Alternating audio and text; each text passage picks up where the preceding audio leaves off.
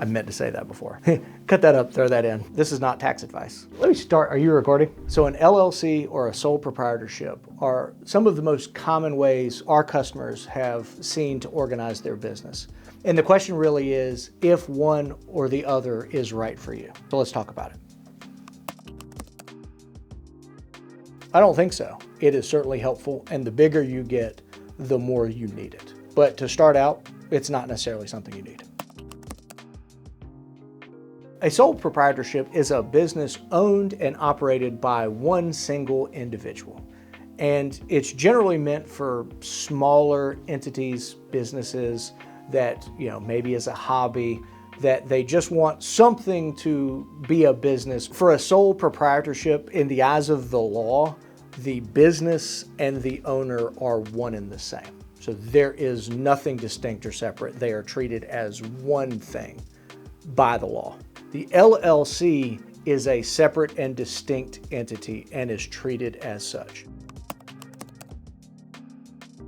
It's easy to give concrete examples of, if you're selling $200 worth of candles a year, it's going to cost you more to file an LLC than you are making selling candles.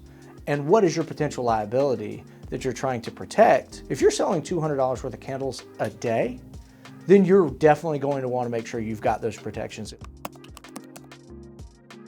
The pros of an LLC are that they give you a separate and distinct entity from yourself for any creditors, any personal liability, injuries, and those sorts of things. Tax benefits from having it where it can be a pass-through or taxed as its own entity. None of this is tax advice, but it gives you some flexibility that you would not otherwise have from a sole proprietorship. Because you have some corporate niceties that you have to do for an LLC, that actually gives you some common law trademark rights as well. So you would have protection over your business name, provided there's not already another one out there.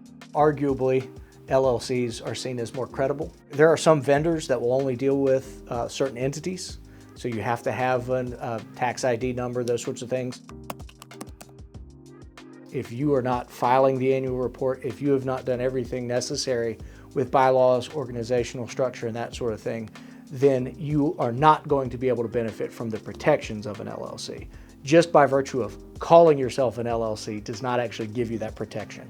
You've got to file the appropriate paperwork with the Secretary of State and maintain it, including all of the niceties that come with it. You can do something called piercing the corporate veil. And one of the things courts look at is whether or not the individual and the LLC has kept up with their corporate niceties. And so long as they have done that, it is virtually impossible to pierce the corporate veil. Some of the pros of a sole proprietorship is it's very simple to set up. Basically, if you have a business, run a business, call yourself a business, you have set up a sole proprietorship. It's generally less expensive because there are not those formalities. And also there are no separate income tax statements required. And so it would just be income owned by the business owner. So there's no need to file a separate Form C or whatever it is through the IRS.